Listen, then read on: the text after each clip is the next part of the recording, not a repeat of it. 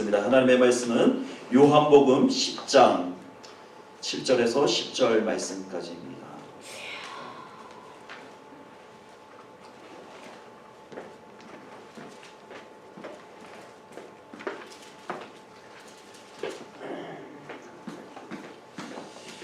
우리 같이 합독하도록 하겠습니다. 같이 읽습니다. 시작. 그러므로 예수께서 다시 이르시되 내가 진실로 진실로 너에게 말하노니 나는 양의 문이라. 나보다 먼저 온 자는 다 절도요 강도니 양들이 듣지 아니하였느니라.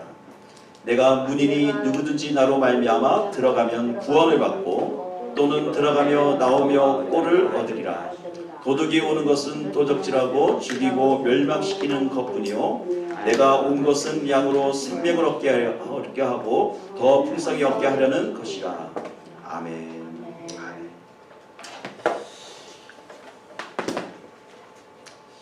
오늘 우리는 요한복음 10장 7절과 10절 말씀을 통해 나는 양의 문이라 라는 말씀으로 IM 시리즈 세 번째 말씀을 시작하려고 합니다.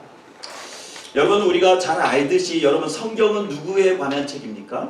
하나님의. 예, 성경은 예수님에 관한 책입니다. 그래서 성경은 예수님이 이 땅 가운데 오셔서 행하신 일과 또 행하셨던 일들에 대해서 기록한 책이기도 합니다.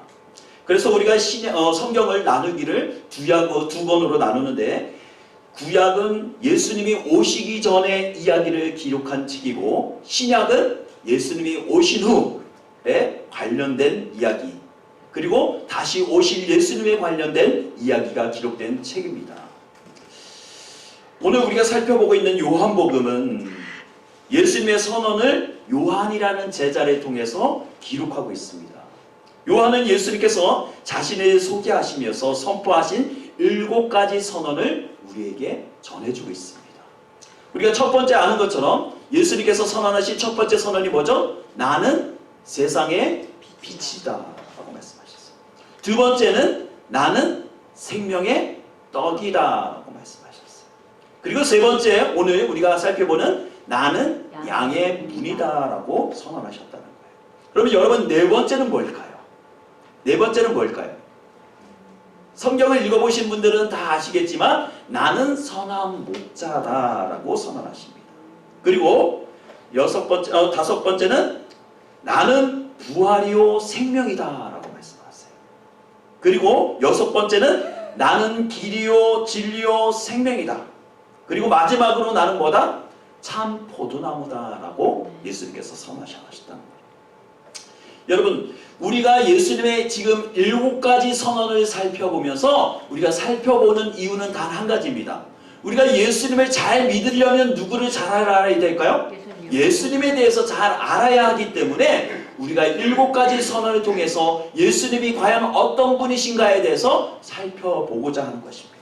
여러분, 우리가 예수님을 잘 믿는 방법은 뭐예요? 예수님에 대해서 잘 알면 믿을 수가 있다.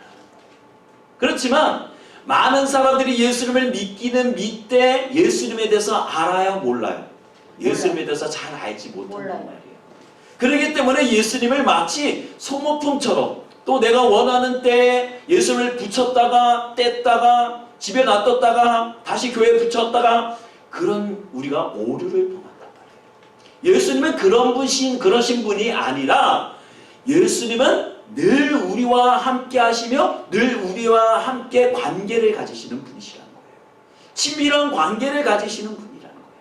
그렇기 때문에 예수님을 안다, 예수님을 믿는다라는 말은 알다와 믿다라는 말이 다른 말이 아니라 예수님을 잘 알아야지만 믿을 수 있고 믿는 그분을 우리가 잘 알 수가 있다는 거예요.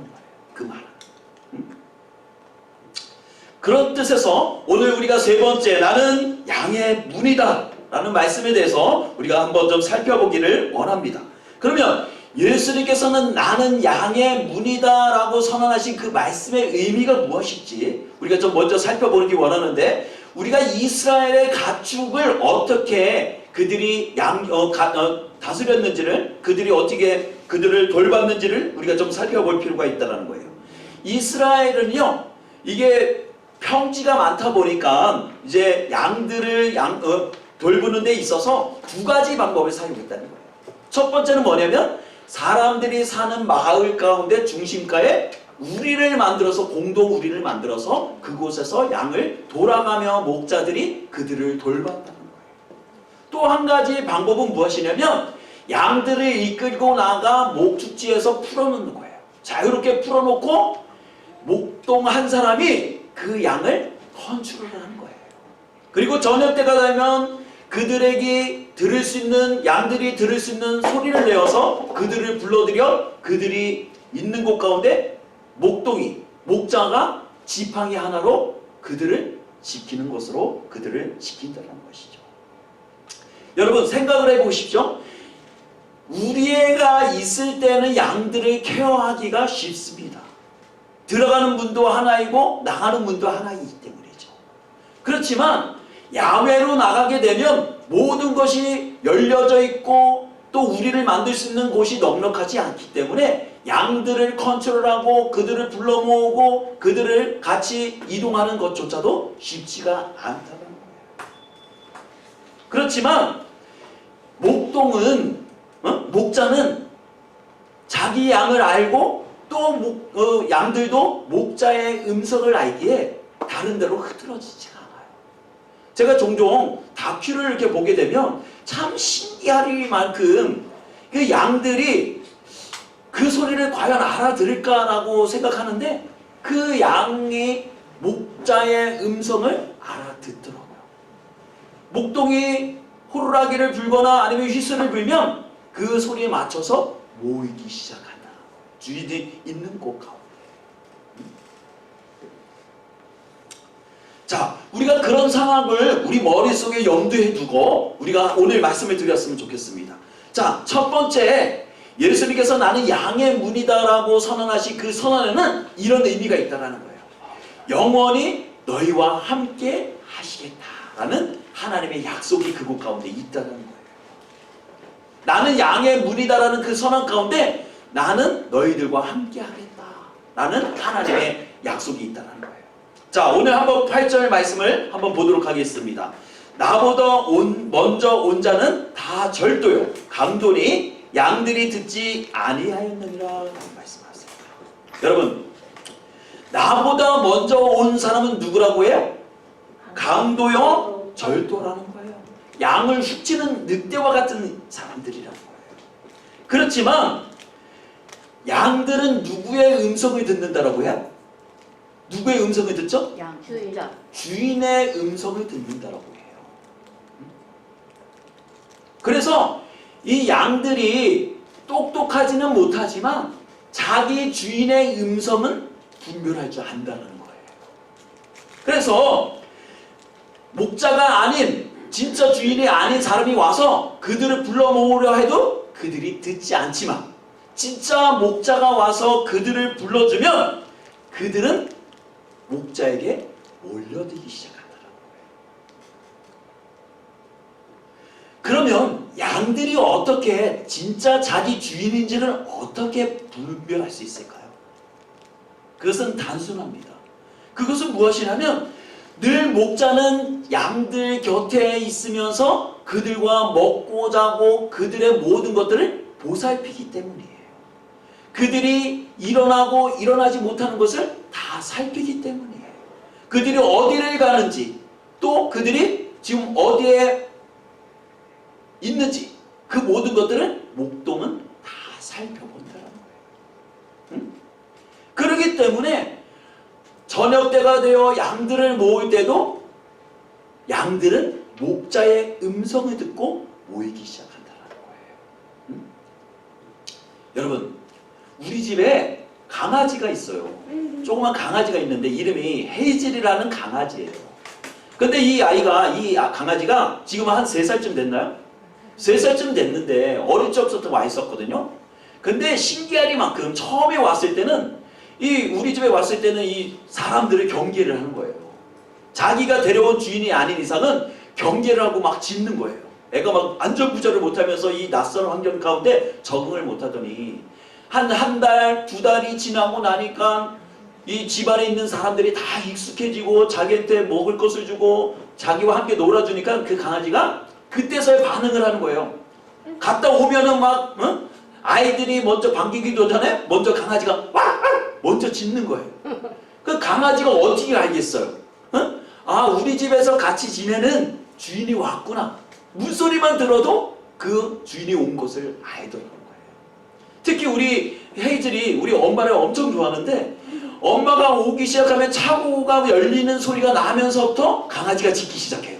아, 주인이 왔구나. 나를 끔찍히 사랑해주는 주인이 왔구나 라고 섭섭해서 막 울타리가 철져 있는 데까지 와갖고 막 짖고 난리가 아니에요. 이게 막 바등바등 뛰면서 팔짝팔짝 뛰면서 주인을 보면 그렇게 좋아하더라고요. 마찬가지로 양들도 자기 주인이 오면, 또 자기 주인의 음성이 들리면, 자기 주인이 지나가는 그 걸음소리를 들으면 어떻게 하는 거예요? 반응하기 시작한다는 거예요. 왜 그렇습니까? 목자는 늘 양 곁에서 양을 지켜보기 때문이에요. 양 한 마리 한 마리를 다 지켜보고 그들의 이름을 기억한다라고 말해요. 그리고 그들이 어떻게 불편한지, 무엇이 필요한지를 늘 살펴본다는 거예요.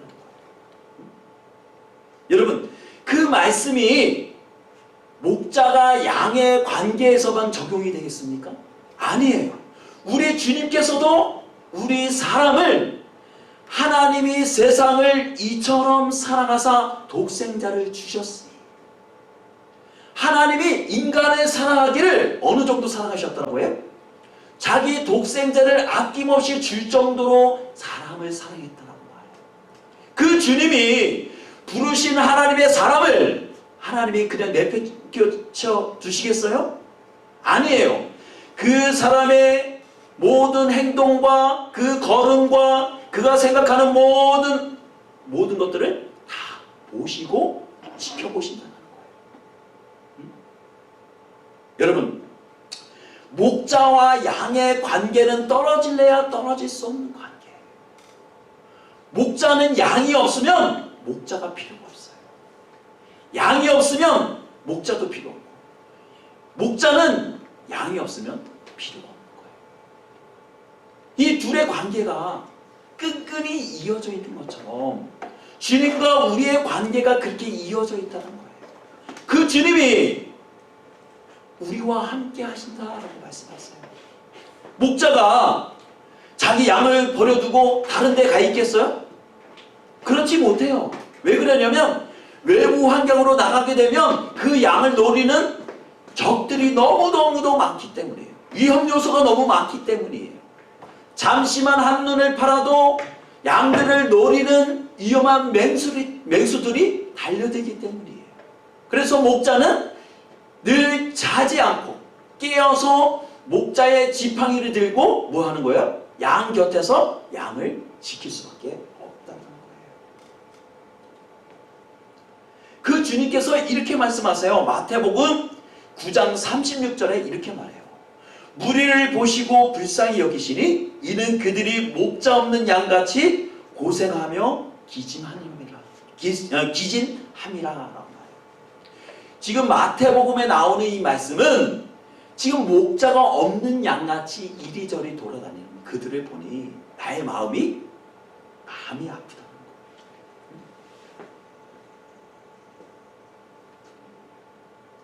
여러분, 이 땅에는요 정말로 목자 없이 헤매는 양들이 어마어마하게 많아요.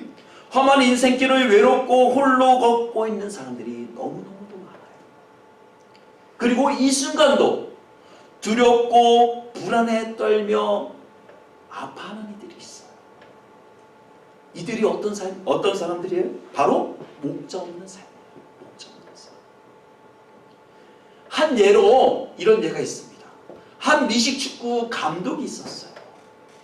이 사람이 감독을 맡은 이후로 2년째 성적이 부진해서 어떤 성과도 내지 못하는 거예요.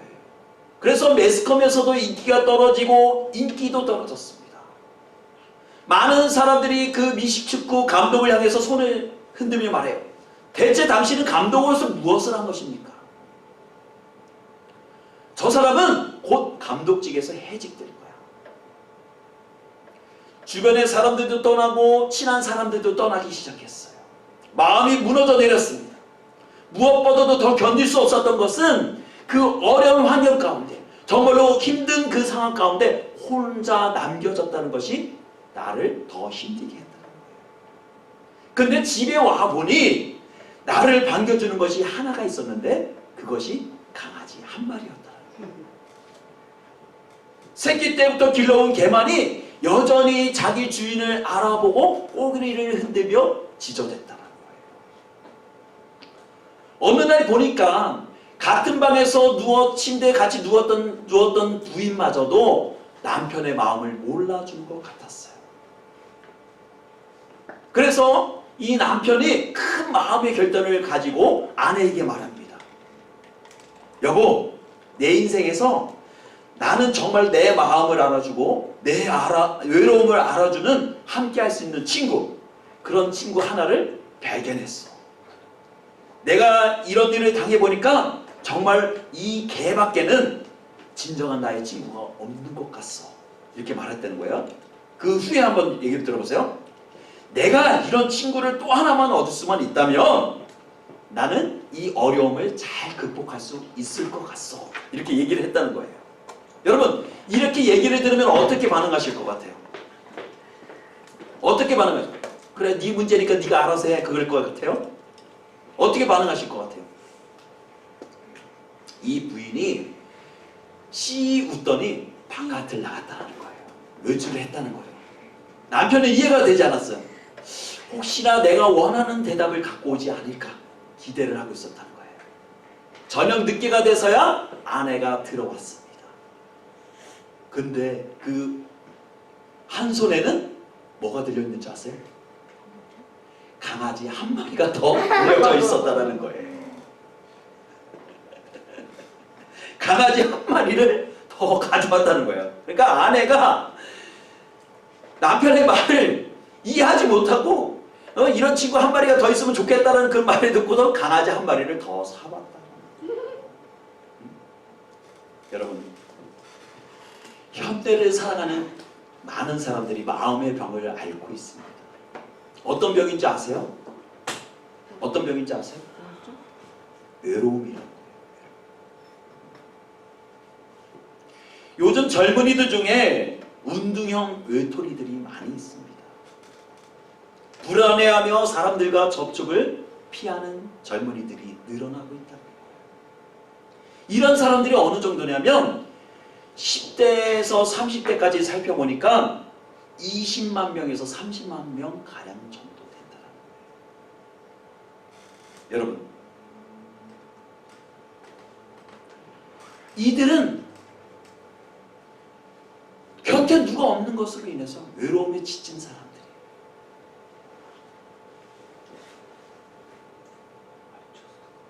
이런 사람들을 성경에 이렇게 말해요. 목자 없는 양같이 외로운 사람들이다. 주님께서 그런 사람들을 향해서 외치십니다. 나는 양의 문이야 라고 말씀하세요. 목자 없는 양 같은 사람들에게 내가 너의 곁에 서서 너희들이 지켜줄게 라고 말씀하세요. 그리고 그들의 지친 손을 잡아주시고 그들의 지친 마음을 어루만져 주시더라. 여러분, 뉴스를 봐서 아시겠지만 지금 튀르기에, 예전에 터키와 시리아에 7.5인가요? 7.8인가의 강도의 지진이 일어났어요. 엄청난 지진으로 인해서 많은 건물들이 부서졌어요. 그리고 엄청난 많은 사람들이 집을 잃었습니다. 그리고 사랑하는 사람들을 잃어버렸어요. 그들이 호소해요. 우리를 누가 와서 도와줄 것인가? 그 누구도 우리의 이 아픔을 돌보지 않는다는 거예요. 내 사랑하는 사람의 이름을 누구도 감싸주지 않는다는 거예요. 여러분, 그들의 마음을 어루만지실 수 있는 분은 누구십니까? 바로 예수 그리스도이세요. 양의 문이 되신 예수 그리스도만이 그들의 마음을 어루만지실 수가 있다는 거예요. 여러분들의 공허한 마음을 채우실 수가 있다는 거예요. 여러분, 그 주님 앞에 나가면 그 주님이 우리와 영원히 함께 하시겠다고 말씀하세요. 외로우십니까? 힘드십니까? 고통스럽습니까? 여러분, 손을 내미셔야 돼요. 누구한테? 양의 문이 되신 예수 그리스도께.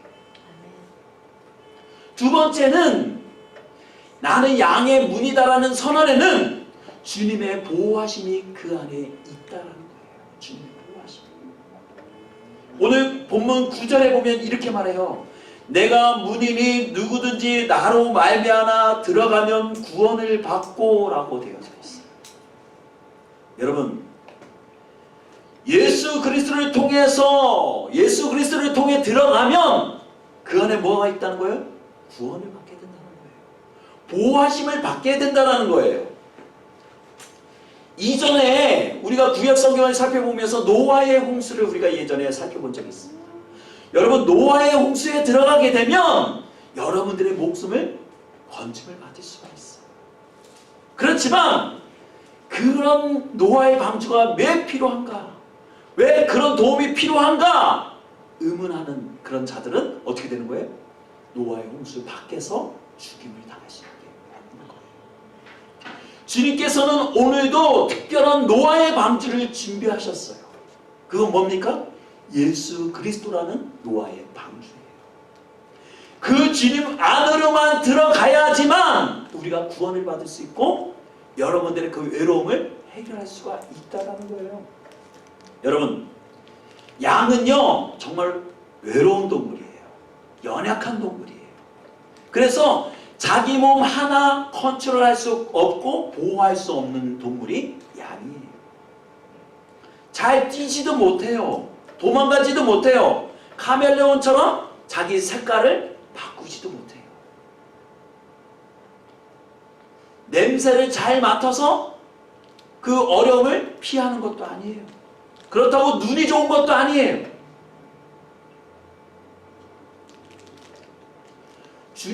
우리 주님께서는 그런 연약함이 그지없는 동물을 우리 인간과 비교하셨다는 거예요. 너희가 그런 양들과 같다라고 말씀하세요. 왜 하나님께서는 왜 연약하기 그지없는 양들을 우리와 같다라고 표현하셨을까? 왜 우리를 양으로 표현하셨을까? 여러분, 우리 인생의 주인공이 나인 것처럼 느껴지지만 여러분들이 닥치는 모든 환경은 여러분들의 능력으로 힘으로 해결할 수 있는 것은 아무것도 없어요.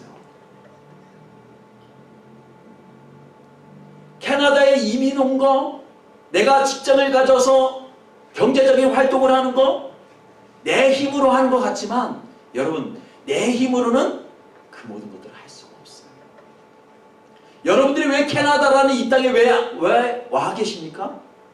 내가 오래전부터 계획했다고요? 아니요. 우리가 계획하고 내가 가야만 하는 그 길들은요, 한 번도 내가 생각해보지 못한 길들이었어요. 지금 내가 이 현장에 와 있는 거 그조차도 나의 의지가 아니에요.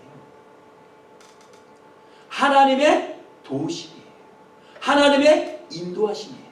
하나님의 오래전에 계획된 계획하심이에요. 우리 인간은 정말로 연약하기 그지없어요.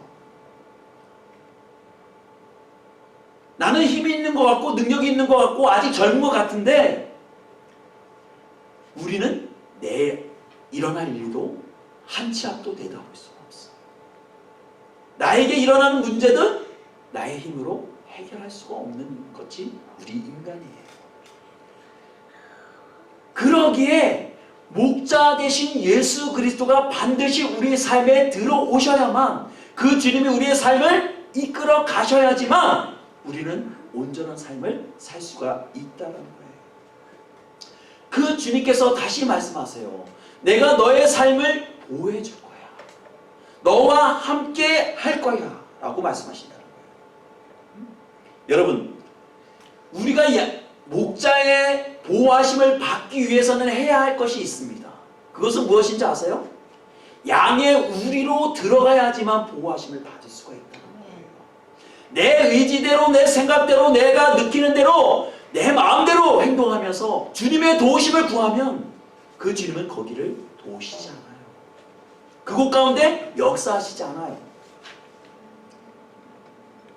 내 우리에 들어와야지만 보호하심을 받을 수 있어.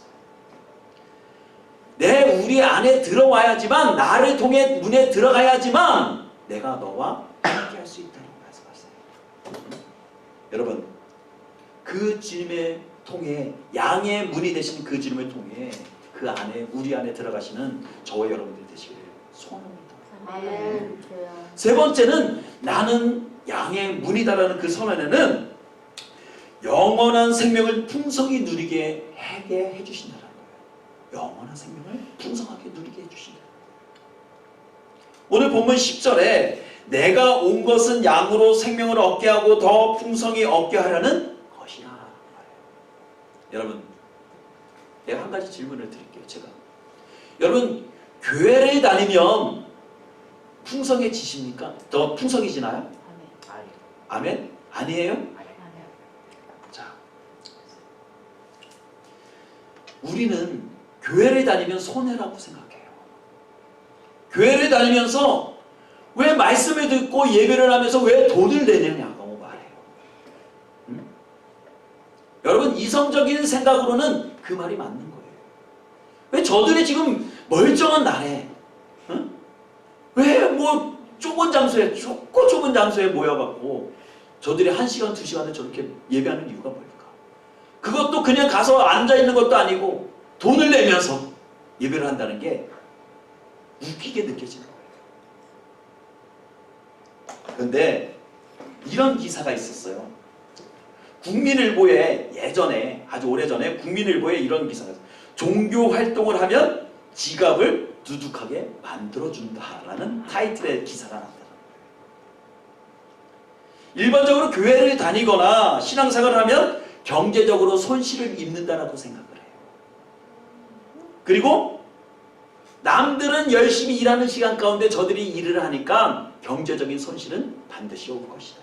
그리고 그곳에 가서 또 시간뿐만 아니라 또 헌금도 해야 되니까 얼마나 그것이 경제적으로 손실적인 행동이냐라고 얘기했다는 거예요.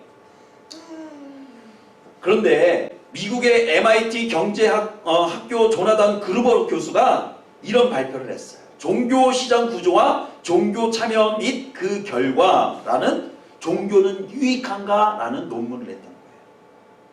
근데 그 내용에 이런 내용이 있다.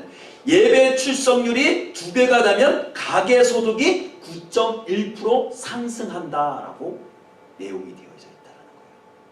이 말인즉 뭐냐면 예배 활동을 하고 종교 활동을 하게 되면 그 심심의 마음이 안정이 되어져서 모든 경제적인 활동함에 있어서 스트레스가 덜 한다는 거예요. 그 말이 맞는 게 같은 게 저도 직장 생활을 해보니까 신앙생활을 안 하는 사람과 신앙생활을 하는 사람과의 이 관계가 틀려요. 그리고 말하는 것과 또 일하는 스타일들이 다 달라요. 근데 믿는 사람들은 그래도 자기가 또 집사라는 타이틀, 목사라는 타이틀이 있기 때문에 더 뭐예요? 어떤 상황에서도 화를 낼 수 있는 상황에서도 화를 한 번이라도 덜 내더라는 거예요. 제가 보니까 집사님, 권사님, 장로님 이렇게 불려지는 사람들은요, 그래도 자기 자신의 어떤 그런 타이틀 때문에 그런 화낼 수 있는 상황, 좀 어처구니 없는 상황, 좀 자기에게 마이너스가 되는 상황에서도 손쉽게 화를 내지 않고 한 번 더 화를 누르더라는 거예요. 근데 반대로 아무런 종교 활동을 하지 않는 사람들은요, 어떻게 반응하냐면 불같이 화를 내요. 즉각 반응을 해요. 그러면서 막 입에 담지 못할 욕들을 막 담아서 얘기하기 시작해요. 그것만 보더라도 우리가 직장 생활을 하는 데 있어서도요, 믿는 자와 믿지 않는 자들은 확연히 달라질 수밖에 없어요. 그리고 모든 일을 대함에 있어서도 스트레스가 덜 하더라는 거예요. 진짜 제가 이렇게 생활해보니까 그 스트레스가 될 수 있는 상황이 그래 주님의 은혜지라고 하면 그 상황이 그냥 넘어가자. 스트레스가 덜해져. 그리고 일하는 데서도 있어서도 더 안정감 있게 일을 할 수 있게 되더라고요. 여러분, 우리가 그 주님을 통해 주님을 믿고 우리 안에 들어가게 되면 우리에게 오는 것들이 있다는 거예요. 우리가 우리 안에 들어감으로 인해서 보호하심을 받지만 우리가 우리를 통해 다시 나오게 되면 그 목자가 뭐예요? 풍성한 꼴이 있고 풀이 있는 곳으로 양들을 인도해 준다는 거예요. 그리고 그들이 목이 마를 때마다 시냇가가 흐르는 물이 흐르는 냇가로 그들을 인도해 준다는 거예요. 여러분, 예수 그리스도를 믿으면 복을 받아요. 그런데 이 복은 우리가 말하는 것처럼 한순간에 떼부자가 된다든가 로또를 만든다든가 그런 상황을 많이 하는 것이 아니에요. 예수 그리스도를 우리가 믿게 되면 내 마음이 풍성해져요. 화낼 수 있는 상황을 한번 더 넘어갈 수 있는 여유가 생긴다는 거예요. 그리고 남들도 어떤 사람들도 갖지 못한 평안함이 그 사람 가운데 있게 된다는 거예요. 그리고 그것이 더 심화가 되면 어떻게 되는 거예요? 인격으로도 예수 그리스도의 인격이 나의 삶 가운데 나오게 된다는 거예요. 여러분, 우리가 그 주님을 믿어야 한다는 거예요. 그 주님을 통해 우리 안에 들어가야 하지만 그 모든 것을 누릴 수 있고 그 주님을 통해 다시 양의 문을 통해 나올 때 우리가 그 풍성한 것들을 누릴 수가 있다는 거예요. 그 주님은 문인과 문인 동시에 뭐예요? 출구가 된다는 거예요. 그리고 양의 문 안에 거하게 되면 생명을 누리게 해준다라고 말해요. 영원한 생명을 누리게 하신다라고 말해요. 여러분, 예수쟁이들이 왜 그토록 그 신앙을 버리지 못하는 걸까요? 우리가 흔히들 말하잖아요. 예수쟁이들. 예수 믿는 사람들을 예수쟁이라고 말하는데 왜 그들은 그토록 예수 그리스도를 믿는 걸까요? 예수 그리스도로부터 오는 풍성한 양식이 있기 때문이에요. 예수 그리스도를 믿음으로 내 안에 평안이 임하기 때문이에요. 세상이 알 수도 없고 그 누구도 감당할 수 없는 것들이 우리 삶 가운데 풍성히 밀려오기 때문이에요. 당장 나의 집에 먹을 것이 없을지라도 당장 우리 아이들과 함께 그 모든 것을 나눌 수 있는 것들이 풍성치 않을지라도 뭐예요?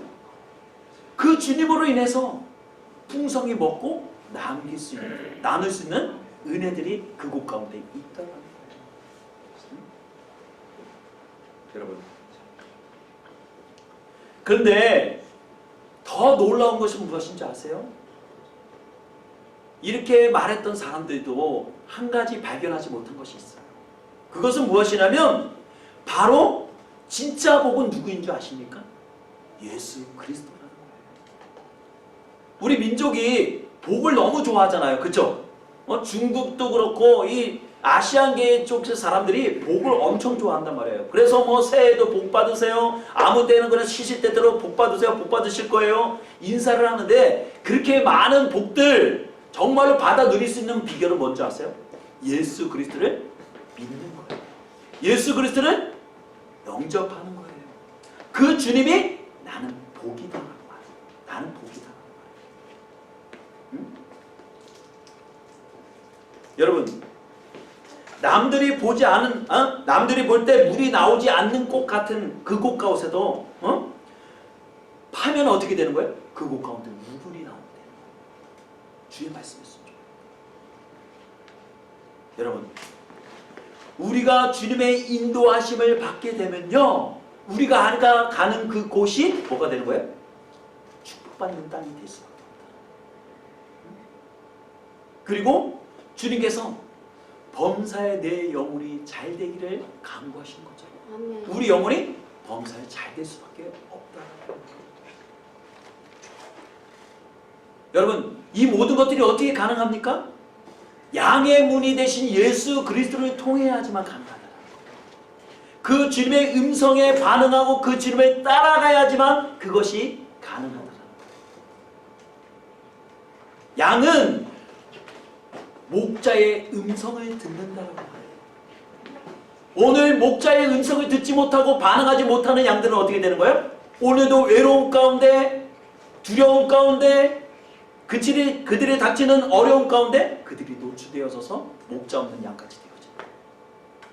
그렇지만 오늘 목자의 음성을 듣고 그 우리 안에 들어오거나 또 그 문을 통하여 나가는 양들은 풍성한 양식을 얻고 풍성한 생명을 얻고 축복을 누리게 된다는 거예요. 아멘. 그곳 가운데 하나님의 보호하심이 있어요. 하나님이 함께 하심이 있다는 거예요. 하나님의 축복이 그곳 가운데 있다는 거예요. 여러분, 오늘 이 말씀을 기억하시고 우리의 양의 문이 되신 예수 그리스도를 통해 들어가고 나가는 저와 여러분들이 되시기를 주님의 이름으로 소원합니다. 아멘. 그 주님을 들어가야지만, 그 주님을 통해야지만 구원을 얻을 수가 있어요. 아멘. 여러분들이 오늘 수십 년 동안 쌓아왔던 신앙생활의 결과는 무엇이에요? 우리가 결국은 천국이라는 영원한 땅에 들어가기 위함이에요. 우리에게 주신 상급을 바라보며 우리가 오늘도 영원한 나라를 소망하는 거예요. 아멘. 다름박질을 하는 운동선수가 금메달을 바라보고 다름박질을 하는 것처럼 우리도 천국이라는 금메달을 향해서 우리도 끊임없이 다름박질을 해야 돼요. 그 금메달을 딸 수 있는 비결은 뭡니까? 그 경주를 끝까지 완주해내는 거예요. 그런데 오늘도 많은 크리스찬들이, 믿음의 사람들이 믿음의 경주를 포기하고 말았다는 거예요. 얼마나 마음이 아픈지 몰라요. 여러분, 그들을 불쌍히 여기셔야 돼요. 긍휼히 여기셔야 돼요. 그리고 할 수만 있다면 여러분들이 그들에게도 굿뉴스, 하나님의 말씀, 복음을 전해 주어야 한다. 아멘. 여러분, 여러분들의 삶 가운데 그런 하나님으로부터 오는 풍성한 축복들을 충분히 누리실 수 있는 저와 여러분들이 되시기를 축복합니다. 아멘. 그 주님을 통해 양의 문이 되신 예수 그리스도를 통해 출입하는 저와 여러분들이 되시기를 주님을 축원합니다. 아멘. 기도하겠습니다. 참 좋으신 하나님, 감사드립니다. 오늘도 우리의 양의 문이 되시는 예수, 그 주님을 통해서 우리가 보호하심을 받고 목자 되신 예수 그리스도가 늘 우리의 삶 가운데서 함께 하시고 그 주님을 통해 우리가 출입할 때 우리에게 풍성한 생명을 주시는, 축복을 주시는 그 주님을 우리의 삶 가운데서도 누리기 원합니다. 그것을 받아 누리기 원합니다. 목자 없는 양같이 이리저리 헤매이는 양들이 아니라 우리의 생명이 되시고 우리의 보호자가 되시고 오늘도 나를 지키시는 여호와 하나님, 그 주님을 통해 우리의 삶을 의탁하며 우리의 아픔을 주님 앞에 내어놓으며 그 주님과 함께하는 우리의 삶이 되게 하여 주시옵소서. 바라고 원하는 것은 하나님, 이 순간에도 외로운 자들의 가운데, 아파하는 이들 가운데, 신음하는 이들 가운데 친히 그들을 찾아가 주셔서 그들의 목자가 되어 주시고 그들을 어루만지시고 저희들과 함께하여 주시기를 간절히 소원합니다. 아멘. 날마다의 우리의 삶 가운데서 예수 그리스도의 향기를 품어내는 우리 모두의 삶이 되게 하시고, 예수 그리스도를 증거하는 삶이 되게 하시고, 예수 그리스도를 믿음으로 나의 삶이 변화되는 은혜를 누리게 하여 주시옵소서. 감사를 드리며 살으신 예수님의 이름으로 기도드립니다. 아멘. 우리 다 같이